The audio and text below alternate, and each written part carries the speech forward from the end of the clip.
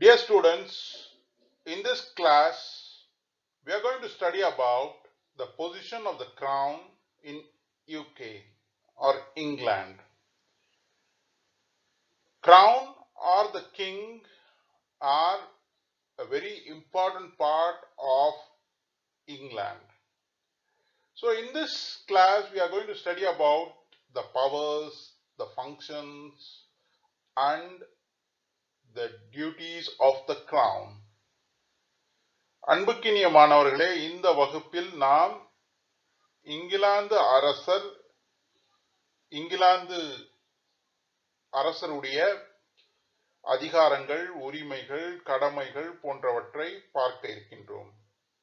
இங்கிலாந்து நாட்டில் அரசர் ஒரு மிக முக்கியமான அங்கமாக இருக்கின்றார்.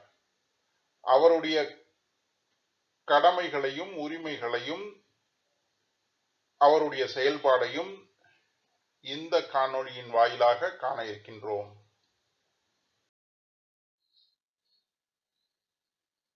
இங்கிலாந்து நாட்டில் தொடக்கத்தில் அரசர் அதிகமான அதிகாரங்கள் படைத்தவராக, அனைத்து அதிகாரங்களையும் உள்ளடக்கியவராக தன்னுடைய ஆட்சியை தொடங்கினார். ஆனால் அரசியல் அமைப்பின் வளர்ச்சி காலப்போக்கில் சுமார் 800 ஆண்டுகளில் மெல்ல மெல்ல அரசரின் அதிகாரங்களை குறைத்து 1688க்கு பிறகு அரசர் பெயரளவில் எல்லா அதிகாரங்களையும் உடையவராகவும், ஆனால் முழுமையான அதிகாரங்கள் பாராளுமன்றத்திடமும் அமைச்சர்களிடமும் இருக்கும் வண்ணம் ஆங்கிலேய அரசியல் அமைப்பு வடிவமைக்கப்பட்டிருக்கிறது. ஆக இன்றளவில் இங்கிலாந்து நாட்டில் அதிகாரங்கள் அரசருடையது. ஆனால் அரசர் அந்த அதிகாரங்களை அனுபவிக்க முடியாது. அந்த அதிகாரங்களை அரசரின் பெயரில் பாராளுமன்றமும் அமைச்சர் அவையும் அனுபவித்துக் கொண்டிருக்கும்.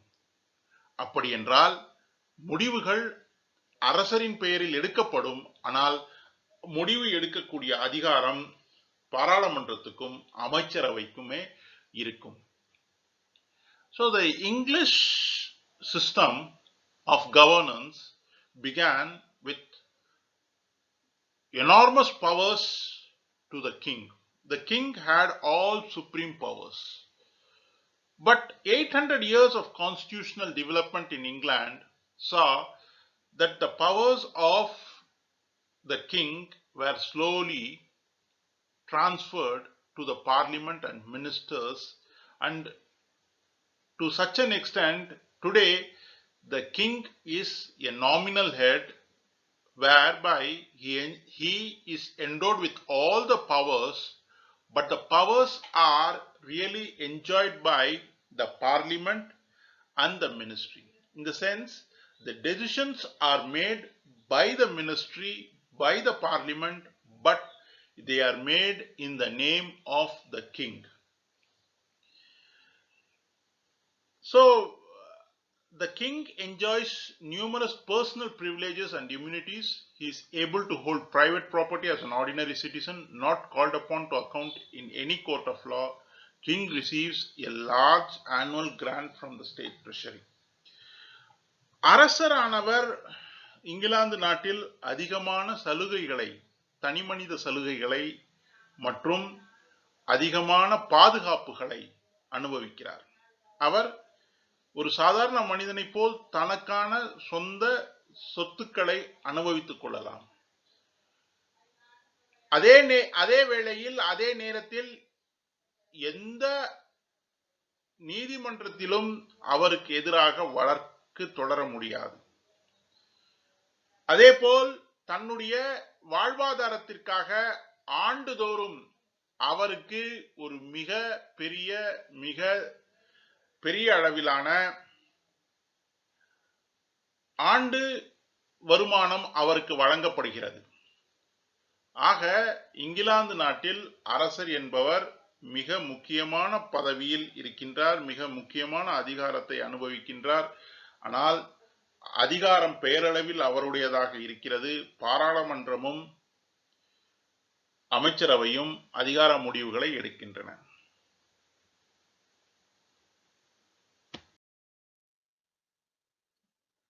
இங்கிலாந்து நாட்டில் அரசரானவர் அதிகமான அதிகாரங்களை அனுபவிக்கிறார். அந்த அதிகாரங்கள் செயற்குழு சம்பந்தமாக அல்லது நிர்வாகம் சம்பந்தமாகவும், சட்டமன்றம் சம்பந்தமாக அல்லது சட்டத்துறை சம்பந்தமாகவும், நீதித்துறை சம்பந்தமாகவும் அரசருக்கான அதிகாரங்கள் உண்டு. இந்த அதிகாரங்கள் அடிப்படையில் இரு வகைகளாக பிரிக்கப்படுகின்றன. ஒரு வகையான அதிகாரம் ஸ்டாட்யூட்டரி பவர்ஸ் என்று சொல்லப்படுகின்றது, அல்லது அது ஸ்டாட்யூட் என்ற வார்த்தையிலிருந்து வருகிறது. இந்த ஸ்டாட்யூட்டரி பவர்ஸ் என்று சொல்லப்படுகின்ற அதிகாரம் பாராளுமன்றத்தின் ஒப்புதலோடு அரசருக்கு வழங்கப்படுகின்ற அதிகாரங்கள் ஸ்டாட்யூட்டரி பவர்ஸ் ஆகும். இந்த ஸ்டாட்யூட்டரி பவர்ஸ் என்பது பெரும்பாலும் நிர்வாகத்துறை சார்ந்ததாக இருக்கும். நிர்வாகத்தில் அரசர் அனுபவிக்கக்கூடிய அதிகாரங்கள் பெரும்பாலும் ஸ்டாட்யூட்டரி பவர்ஸாக அல்லது பாராளுமன்றத்தின் ஒப்புதல் பெற்ற அதிகாரங்களாக இருக்கும். அதேபோல் அரசர் ஸ்டாட்யூட்டரி பவர்ஸ் அல்லாமல், பாராளுமன்ற ஒப்புதல் பெறாத அதிகாரங்கள் அல்லாமல் ப்ரீரோகேட்டிவ் பவர்ஸ் என்று சொல்லுவது எந்த அதிகாரங்கள் அரசர் பாராளுமன்ற ஒப்புதல் இல்லாமல் தானாகவே தனக்கு எடுத்துக்கொள்கிறாரோ அந்த அதிகாரங்கள் ப்ரீரோகேட்டிவ் பவர்ஸ் என்று சொல்லப்படுகின்றன. உதாரணமாக, இங்கிலாந்தில் பாராளுமன்றத்தை கூட்டக்கூடிய உரிமை அரசருக்கு உண்டு. அது அவருடைய ப்ரீரோகேட்டிவ் பவர்ஸ். எந்த பாராளுமன்ற சட்டத்திலும் இந்த அதிகாரம் அவருக்கு வழங்கப்படவில்லை. இது தானாக அவருக்கு வந்த அதிகாரம். அதேபோல் போர் செய்வது, ஒரு நாட்டுடன் போர் செய்வது அல்லது நடுநிலைமை பேணுவது, ஒரு நாட்டுடன் ஒப்பந்தங்கள் செய்து கொள்வது, உயர் அதிகாரிகளை நியமிப்பது, உயர் அதிகாரிகளை பணி நீக்கம் செய்வது, அதேபோல் பணியாளர்களுடைய பணியை நிர்ணயம் செய்வது மற்றும் ஏதேனும் குற்றச்சாட்டுகளுக்கு உட்பட்டு தண்டிக்கப்பட்டவர்களை மன்னிக்கக்கூடிய அதிகாரம் அரசருக்கு ப்ரீரோகேட்டிவ், தானாகவே கிடைத்த அதிகாரங்கள். ஆக அரசருடைய அதிகாரங்கள் இரண்டு வகையாக பிரிக்கப்படுகின்றன. ஒன்று ஸ்டாட்யூட்டரி பவர்ஸ், இன்னொன்று ப்ரீரோகேட்டிவ் பவர்ஸ். ஸ்டாட்யூட்டரி பவர்ஸ் என்பது பெரும்பாலும் நிர்வாகம் சம்பந்தமாக இருக்கும். அது அரசருக்கு பாராளுமன்ற சட்டத்தின் மூலமாக கிடைத்திருக்கும். ப்ரீரோகேட்டிவ் பவர்ஸ் என்பது அரசருக்கு தானாக ஒரு சாதாரண சட்டத்தின் மூலமாக அல்லது தானாக பாராளுமன்றத்தில் சட்டம் ஏற்றிதான் அந்த அதிகாரம் அவருக்கு வர வேண்டும் என்பது இல்லை, தானாகவே அது அவருக்கு கிடைக்கும். So prerogative powers.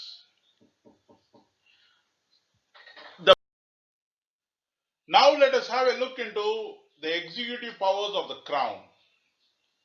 The crown is considered to be the supreme executive head. The king or the crown is considered to be the supreme executive head. But the general tendency is the crown or the king or the queen assign their powers to ministers or civil servants to ensure that there is no necessity for royal intervention.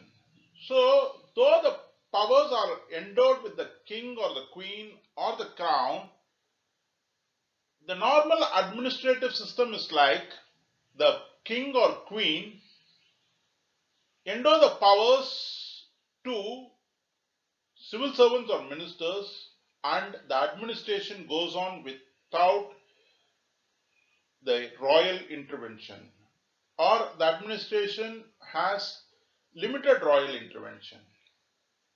For example,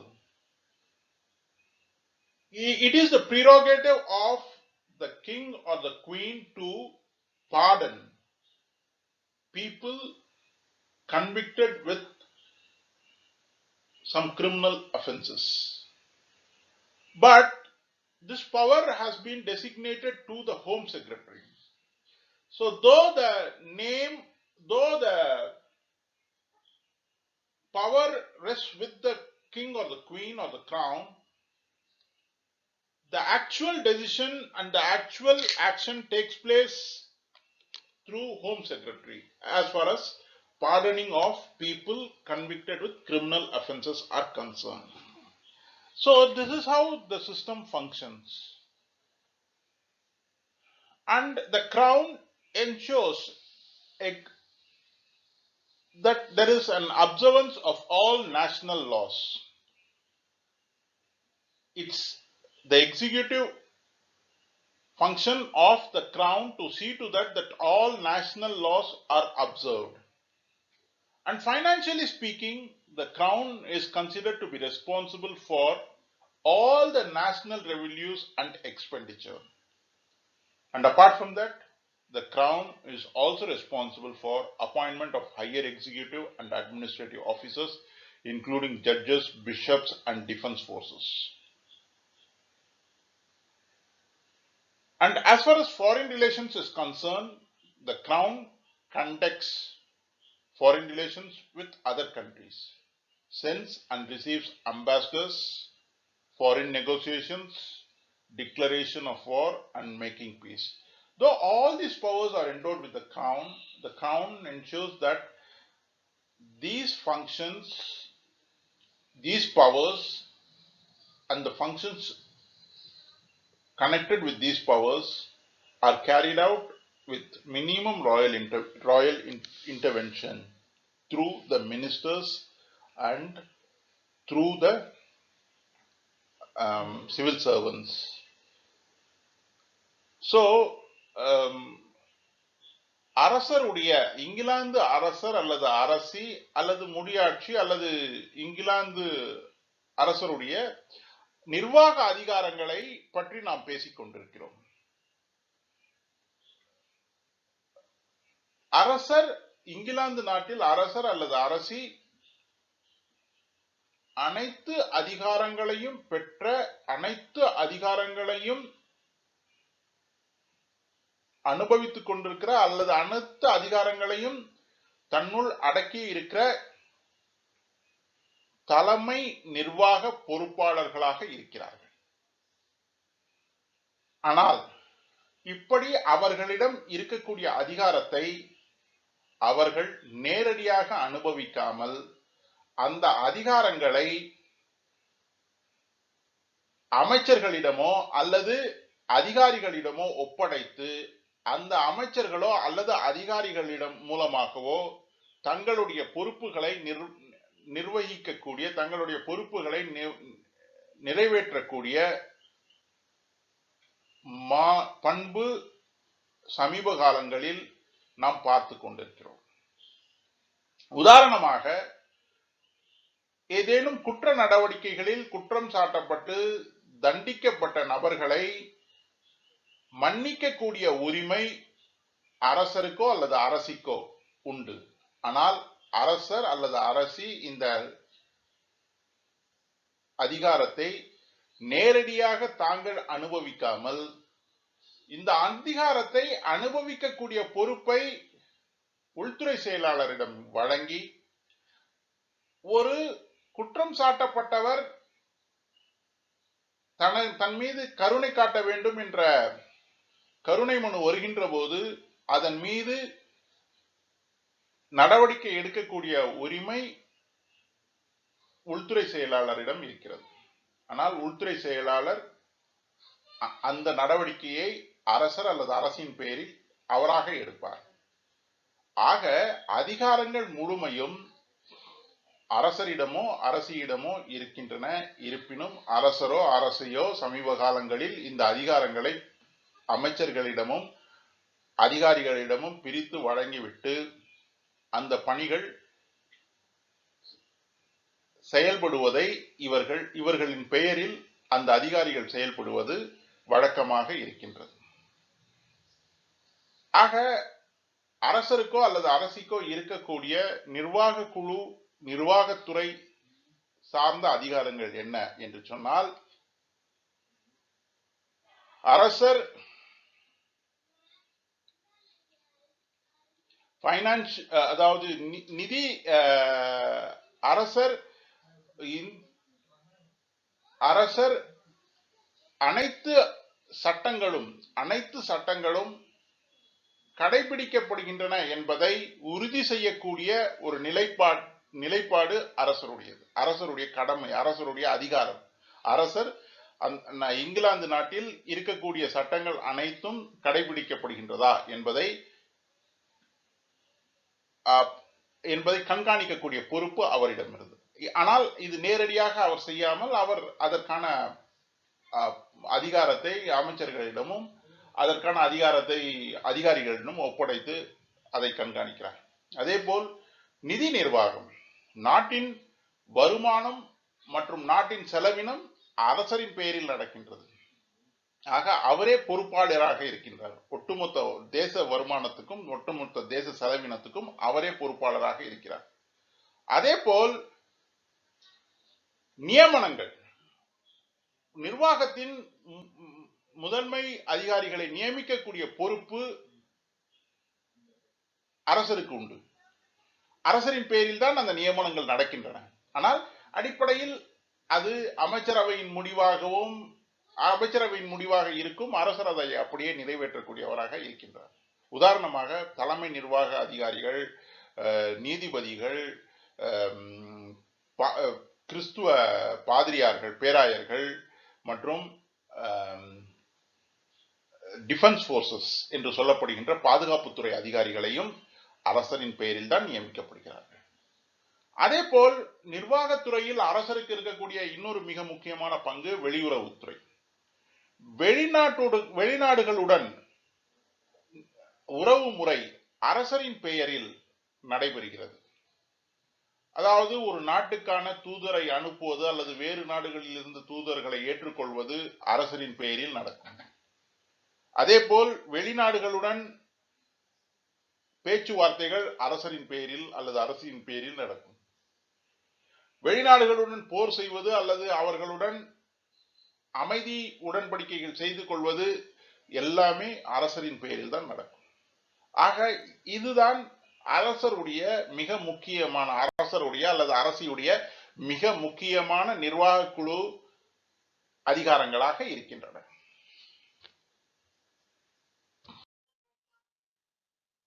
அரசரின் சட்ட துறை அதிகாரங்கள். அரசர் தேசிய பாராளுமன்றத்தின் ஒரு அங்கமாக கருதப்படுகின்றார். அந்த பாராளுமன்றம் இயற்றக்கூடிய சட்டங்கள் எப்பொழுது முழுமையடைகின்றன என்று சொன்னால், எப்பொழுது அரசர் அந்த சட்டங்களுக்கு ஒப்புதல் வழங்குகிறாரோ, எப்பொழுது அரசருடைய ஒப்பம் அந்த சட்டத்துக்கு கிடைக்கின்றதோ அப்பொழுதுதான் அந்த பாராளுமன்றம் இயற்றிய சட்டம் முழுமை அடைகின்றது. நாம் ஏற்கனவே சொன்னது போல் அரசர் பேரளவில் செயல்படுகிறார். ஆக பாராளுமன்றம் இயற்றிய சட்டத்துக்கு அரசர் அல்லது அரசி ஒப்புதல் கொடுக்க வேண்டும் என்பது மரபாக இருந்தாலும், அடிப்படையில் இந்த மரபை நிறைவேற்றுவது பெரும்பாலும் ராயல் கமிஷன் என்கின்ற ஒரு குழு. ராயல் கமிஷன் அரசரின் சார்பாக இந்த சட்டங்களுக்கு ஒப்புதல் கொடுக்கும். அதே போல் அரசருக்கு ஒரு சட்டத்தை மறுக்கக்கூடிய அல்லது ஒரு சட்டத்தை தள்ளி போடக்கூடிய அதிகாரம் உண்டு. ஆனால் 250 ஆண்டுகளாக இந்த அதிகாரத்தை அரசர் பயன்படுத்தவே இல்லை. அரசரோ அல்லது அரசியோ எப்பொழுதும் எந்த காலகட்டத்திலும் 250 ஆண்டுகளாக இந்த சட்டத்துக்கு மறுப்பு தெரிவிக்கக்கூடிய, பாராளுமன்றம் இயற்றிய சட்டத்துக்கு மறுப்பு தெரிவிக்கக்கூடிய அதிகாரத்தை பயன்படுத்தியவே இல்லை. ஏன் என்று சொன்னால், அப்படி அரசர் அல்லது அரசி அந்த சட்டத்தை மறுத்தால் இங்கிலாந்தில் ஆட்சி செய்யக்கூடிய பெரும்பான்மை அதிகாரம் படைத்த கட்சி தனது ஆட்சியில் இருந்து விலக வேண்டிய சூழல் ஏற்படும். அது ஒரு அரசியல் அமைப்பு சிக்கலை உண்டாக்கும். ஆகையால் அரசர் 250 ஆண்டுகளாக அரசர் அல்லது அரசி இந்த அதிகாரம் அவருக்கு இருந்தாலும், பாராளுமன்றம் இயற்றக்கூடிய சட்டத்தை மறுக்கக்கூடிய அதிகாரம் அவர்களுக்கு இருந்தாலும் அவர்கள் அதை பயன்படுத்தியதில்லை. அதே போல் பாராளுமன்றத்தை கூட்டுவதும் பாராளுமன்றத்தை ஒத்திவைப்பதும் பாராளுமன்றத்தை கலைப்பதும் அரசரின் பெயரிலே நடக்கும். அரசர் தான் பாராளுமன்றத்தை கூட்டக்கூடிய, ஒத்தி வைக்கக்கூடிய, கலைக்கக்கூடிய அதிகாரத்தை பெற்றிருப்பார். ஒரு புதிய பாராளுமன்றம் கூடுகின்ற போது அந்த புதிய பாராளுமன்றத்தில் துவக்கி வைக்கக்கூடிய பொறுப்பு அரசருக்கு அல்லது அரசிக்கு உண்டு. அரசர் அல்லது அரசி அந்த பாராளுமன்றத்தில் தன்னுடைய உரையை நிகழ்த்தி அந்த உரை நிகழ்த்துவதன் மூலமாக அந்த பாராளுமன்றத்தை துவக்கி வைப்பார். ஆனால் அடிப்படையில் என்ன நடக்கும் என்று சொன்னால், அரசர் அல்லது அரசியுடைய உரை அந்த அரசாங்கம், அந்த அமைச்சரவை எழுதி கொடுத்த உரையாக இருக்கும். அந்த அமைச்சரவையின் உரையை தான் இவர் வாசிப்பார். அதே போல் அரசர் அல்லது அரசிக்கு உத்தரவுகள் பிறப்பிக்கக்கூடிய உரிமை உண்டு. சில உத்தரவுகள் பொதுவாக நிர்வாக ரீதியான தொடர்ச்சியாக நடந்து கொண்டிருக்கக்கூடிய உத்தரவுகளாக இருக்கும். சில உத்தரவுகள் பாராளுமன்றத்தின் ஒப்புதலை பெற்று அரசர் அறிவிக்கக்கூடிய உத்தரவுகளாக இருக்கும். சில உத்தரவுகள் முதல் நிலை உத்தரவுகள் எப்படி என்று சொன்னால், அது எப்பொழுதுமே நடைபெறக்கூடிய ஒரு நிகழ்வாக இருக்கும். அதுக்கு பாராளுமன்ற ஒப்புதல், சிறப்பு ஒப்புதல் எதுவும் தேவையில்லை. அரசர் அதை தொடர்ந்து செய்து கொண்டே இருப்பார். அரசர் அல்லது அரசி அந்த உத்தரவுகள் எப்பொழுதுமே வந்து கொண்டிருக்கும். சில உத்தரவுகள் பாராளுமன்றத்தின் ஒப்புதல் பெற்ற பிறகு உத்தரவுகள் பிறப்பிக்கப்படும். சோ இது அரசர் அல்லது அரசி, இங்கிலாந்து நாட்டு அரசர் அல்லது அரசி அனுபவிக்கக்கூடிய சட்டத்துறை அதிகாரங்கள். So now let us have a look into the legislative powers of the Crown. The Crown is considered to be an integral part of the national legislature. And any law enacted by the Parliament of England becomes a law only after the assent of the King or the Queen. But the assent of the King or a Queen is again a formality, because the assent is normally given by a royal commission in the name of the King or the Queen. Likewise, the King or the Queen also have the power to refuse or veto any law. But this power to refuse or veto a bill has been not exercised for past 250 years, as a refusal would result in resignation of the popular ministry and also a constitutional crisis. Again, the Crown is endowed with the power to summon, prorogue and dissolve the Parliament. The opening speech in the new Parliament would be of the King or the Queen. The King or the Queen would inaugurate a new Parliament with their speech. But this speech would be a speech prepared by the ministry and would highlight on the activities of the ministry. Likewise, the King or the Queen promulgate orders in council, and these orders are of two types. One, the normal routine orders which the King or the Queen promulgates without the sanction of the Parliament, as they have become a routine business. But there are certain special orders which have to be promulgated only by the sanction of the Parliament. So these are considered to be the legislative powers of the Crown. அரசருக்கான அல்லது அரசிக்கான நீதித்துறை அதிகாரங்கள். இங்கிலாந்து நாட்டில் அரசர் நீதித்துறையின் நீர் ஊற்றாக கருதப்படுகின்றார். நீதித்துறையின் மிக முக்கியமான அதிகாரங்களை அனுபவிப்பவராக கருதப்படுகின்றார். அனைத்து நீதிபதிகளும், கீழ்நிலை நீதிமன்றங்களின் நீதிபதிகள் உட்பட அனைத்து நீதிபதிகளும் இங்கிலாந்து நாட்டில் அரசரால் அல்லது அரசியால் நியமிக்கப்படுகிறார்கள். ஆனால் இந்த அதிகாரத்தை பெரும்பாலும் லார்ட் சான்சலர் என்று சொல்லப்படுகின்ற அமைச்சரவையில் அமைச்சராக இருக்கக்கூடிய அமைச்சர் மூலமாக இந்த பணிகள் நிறைவேறுகின்றன. அதேபோல் நீதிக்குழு என்று இருக்கக்கூடிய நீதிக்குழுவுக்கு முன்னால் வரக்கூடிய நீதித்துறை சிக்கல்கள், நீதித்துறை பிரச்சனைகள் அனைத்தையும் அரசர் அல்லது அரசி இன் பெயரை கொண்டு சீர் செய்கிறார்கள், தீர்மானிக்கிறார்கள். அதேபோல் குற்ற செயல்களில் ஈடுபட்டு தண்டிக்கப்பட்டவர்கள் அவர்களுக்கு கருணை வழங்கக்கூடிய அதிகாரம் அரசருக்கு உண்டு, அரசர் அல்லது அரசிக்கு உண்டு. இந்த அதிகாரத்தை உள்துறை செயலாளர் அனுபவிக்கிறார். ஆக இதுவே அரசர் அனுபவிக்கக்கூடிய நீதித்துறை அதிகாரங்களாக இருக்கின்றன. So the king is considered to be the fountain of justice. All judges, including the judges of the local courts, are appointed by the crown. Lord Chancellor, a member of the cabinet, exercises general judicial supervision. All issues which come before judicial committee of the Privy Council are decided by the crown. Crown exercises the prerogative of mercy and may pardon persons convicted of criminal offences. This is done by Home Secretary. So these are the powers of the crown.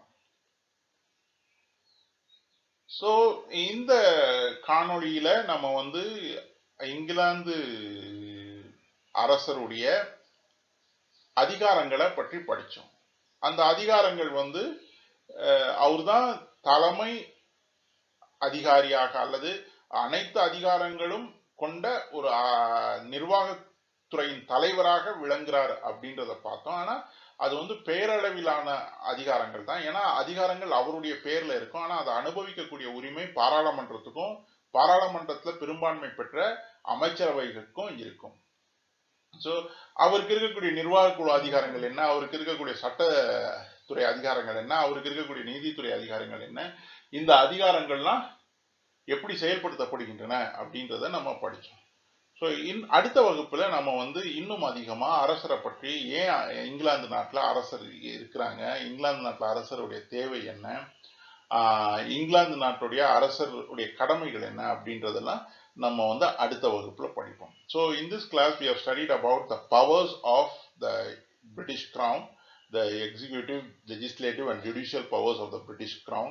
In the next class we will continue about the position of the crown, the justification for the crown, existence of the crown and related information. Thank you.